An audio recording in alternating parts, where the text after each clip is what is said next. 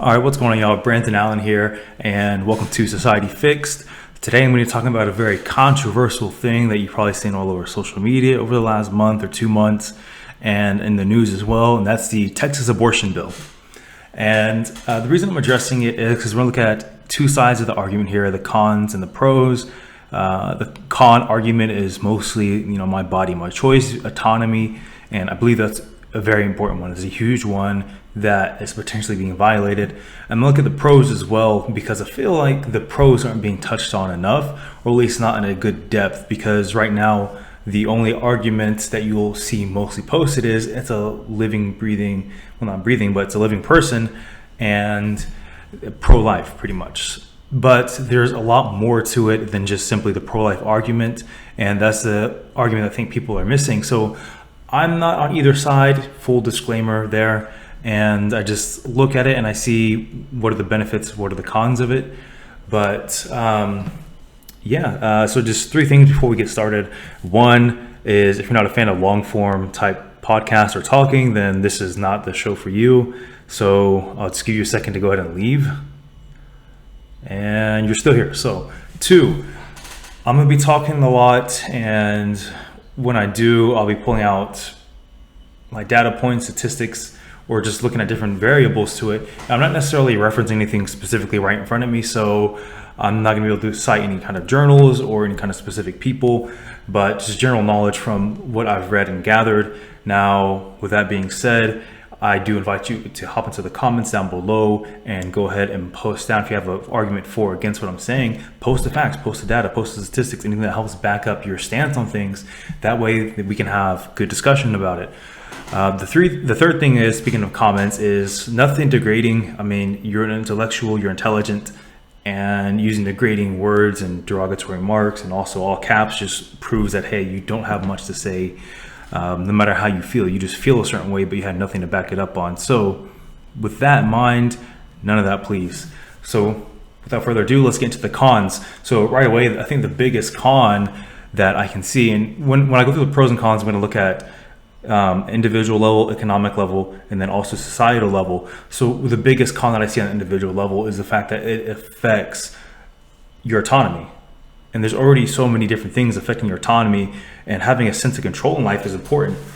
And that's just one thing that we kind of have control over, but we really don't. I mean, there's social pressures, there's pressures from parents and family, then you have pressures from work. So you really barely have any autonomy in life, and you have less control than what you think. And then on top of this, now we're saying, hey, you don't even have control over your own body. So the whole my body, my choice thing has been very controversial. Especially given the current situation going on with mandates.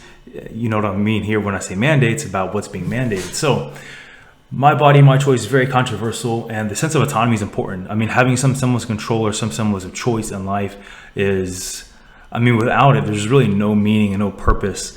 And I think you've read Viktor Frankl's Man's Search for Meaning, finding meaning in struggle and making a choice to do better, the choice to have a positive outlook. That's autonomy. And those who kept that choice and kept that autonomy with them throughout Auschwitz and all these other horrific things were the ones who really survived and thrived afterwards.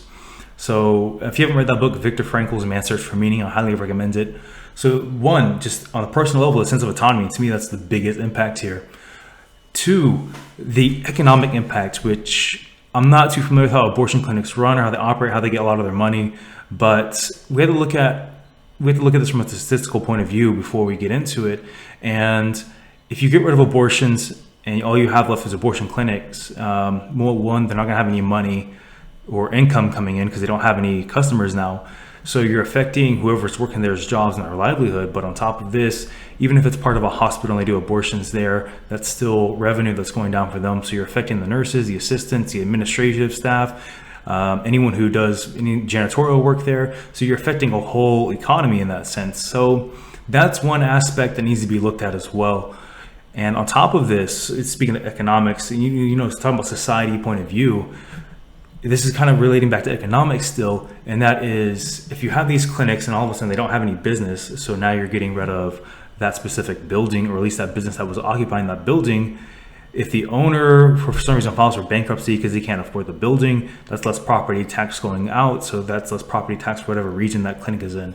So just things to consider. Of course, the property taxes probably aren't going to be the biggest impact to the community because it's just, there's not like 1,000 clinics in one specific area that are just completely supporting that area based off of property tax alone. But it is one thing to consider. So those are 3 cons that I could think of right off the top of my head. It's just the personal level, the sense of autonomy, the economic impact of whoever's going to lose their job there. But on top of this, looking at like how much tax is actually going to go back into the region, not many, because we just got rid of a source of income for it. And another impact is those individuals who actually need or want an abortion. So we get rid of a lot of the abortion clinics or make abortions more rare. And you have people that might have a medical emergency. So if you haven't read the bill, I highly encourage you to do it, because part of the bill is the only exception to abortion is if it's a medical emergency and the physician deems it necessary. That's when you can still get an abortion. So it might make it harder for these individuals to find places to do so, but I'm sure any hospital can do it. Now, the other impact of this, though, is looking at victims of unwanted physical contact. So when it comes to these individuals, they are not specified within the bill, and it doesn't say anything about them.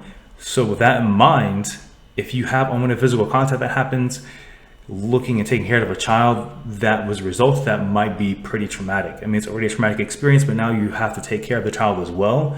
So it might change your viewpoints of parenting. It might affect your livelihood and that of the child's going forward. So is there a point of having the child in the first place, right?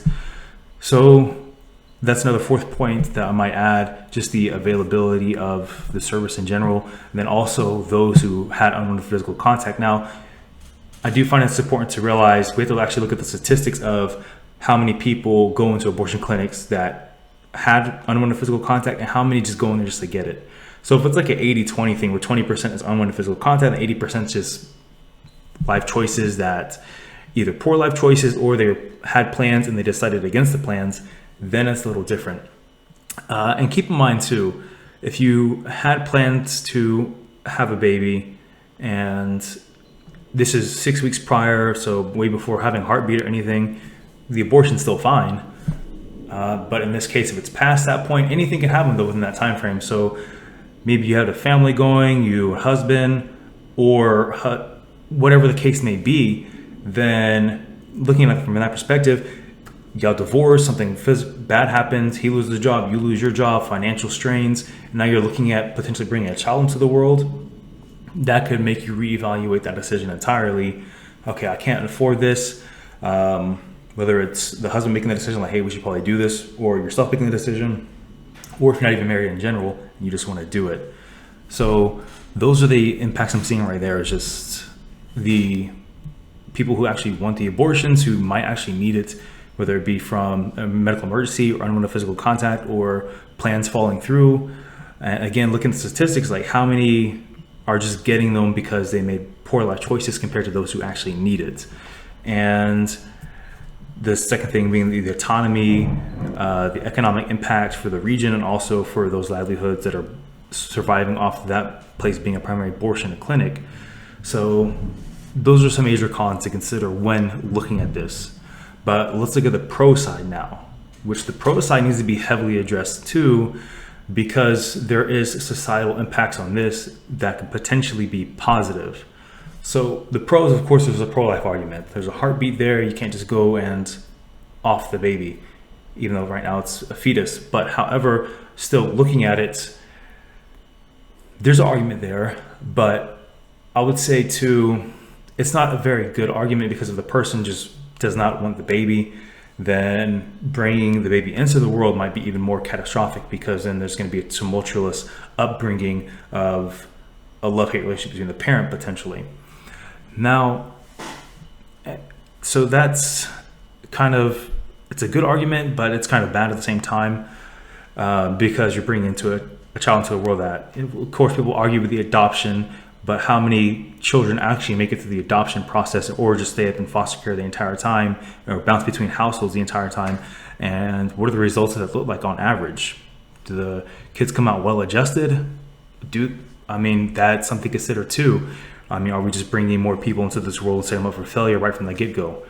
So that's why I'm going to address more things about this bill than just the pro-life argument and abortion or adoption, because it's it's not the best argument. There's more to build on with it. And with that argument, I do want to point out that from my understanding, the people who support this bill the most is actually women. And that could be incredibly wrong. But from my understanding from polls, that's the overall ordeal. And that might be from the fact that these women either want children and they can't bear the thought of someone actually getting rid of their children when they want some.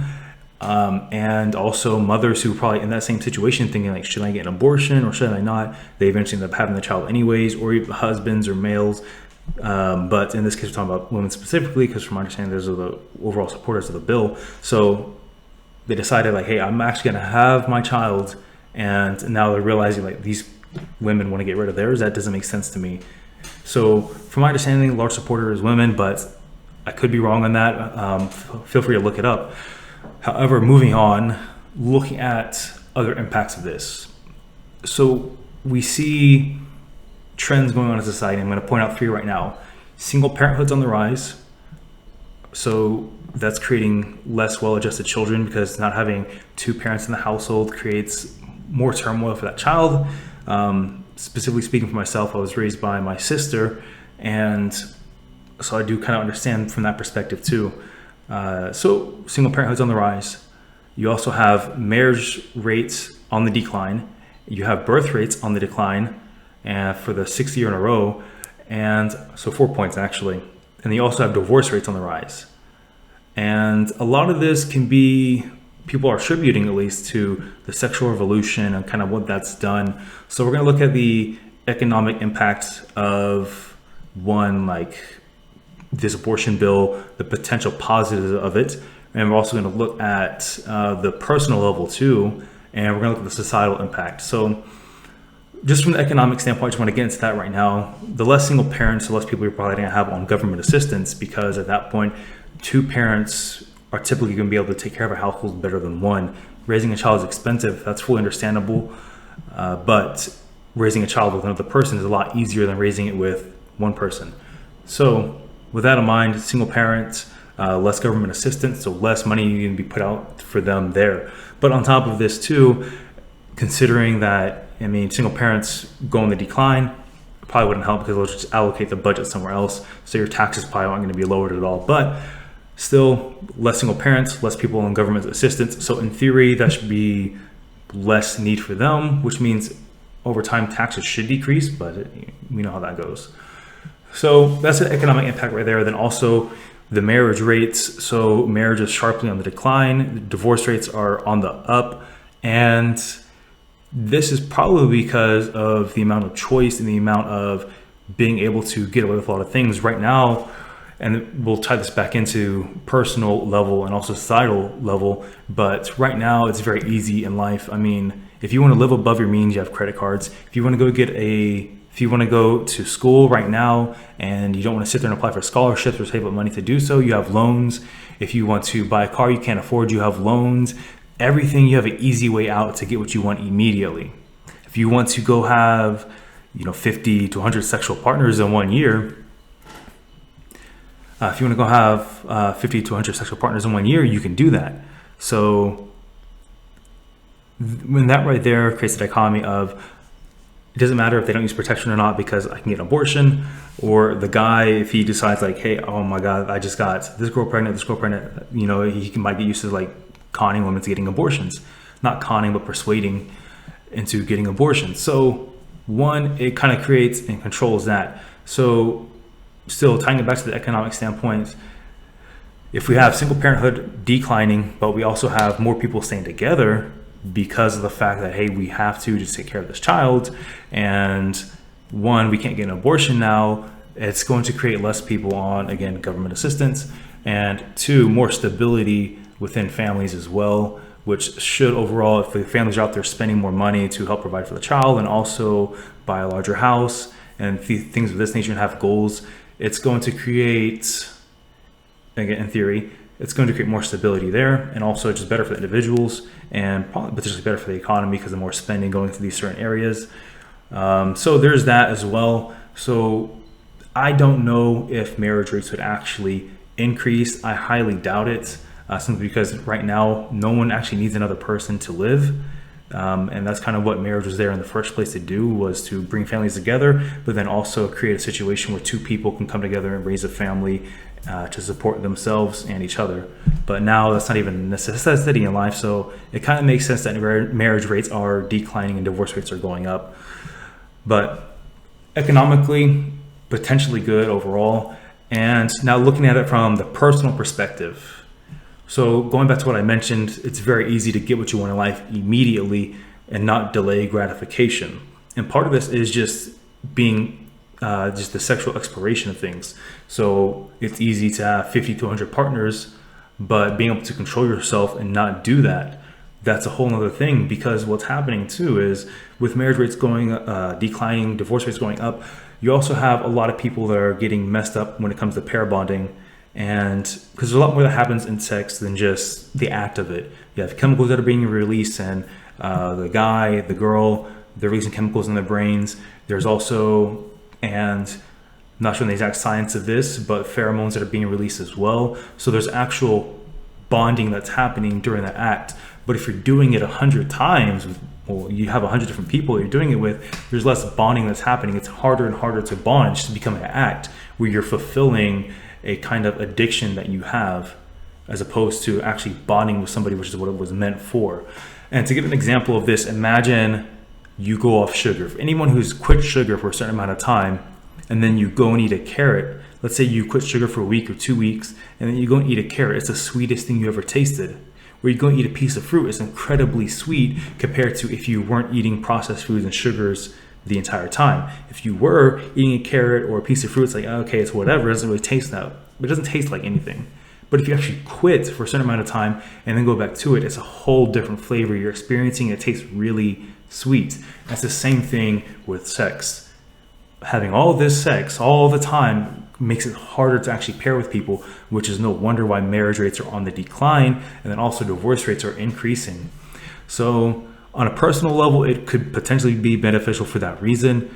One, you're possibly not going out as much or spending as much money. So for you on a personal financial level, it's good. But two, you're creating discipline. Three, you're also making it easier for you to pair bond with someone who you actually do want to have children with, which should be the main goal when you're having sex, is to potentially have children. Of course, I'm not going to say that you can't have sex for pleasure. That's ridiculous. But eventually at some point you're going to want to. And if you ruined your ability to actually care about the person you're having sex with, you're just like, give me a baby. Or as a guy, you're just like, hey, have my baby.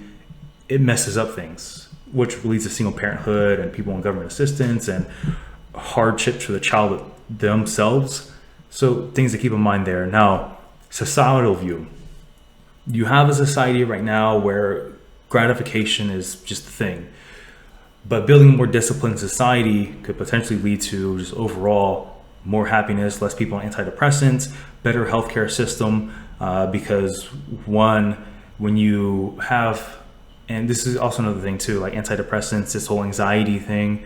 There's also the anxiety of like, am I gonna have a family? Will I have a family?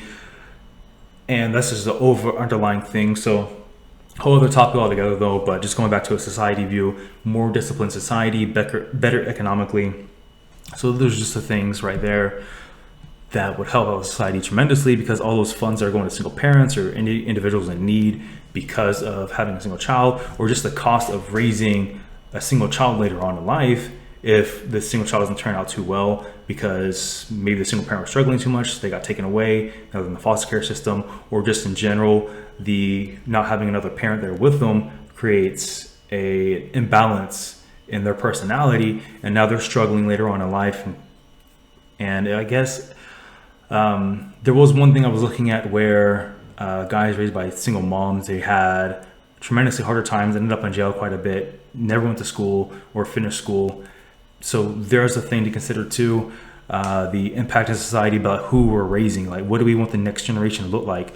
It's these things that we're not really thinking about right now because we're in such instant gratification. We don't look ahead at the next generation and say, What do I want them to have? What should the next generation look like? Because we're going to be around for 2-3 other generations, and we don't think about them at all. We always think about us, as opposed to the lineage, which overall, if you look at what times were like 300-400 years ago, same families living in the same house or in close proximity to each other, you wouldn't need childcare or daycare because you had grandma or grandpa there to take care of the kids while you was out going and providing for the family in whichever way or form you was doing that. So things to consider there. One, as a society, we hopefully become less selfish and more generation focused as opposed to where we're at right now. So to recap, cons, you have those in need not being able to actually get the service or having a hard time getting the service. The economic impact of people losing their jobs and states, cities losing revenue from property taxes. You have just the loss of autonomy for the self. That is a big one. And the fourth thing, I can't remember the fourth thing honestly, but you can just go back in the video and watch it.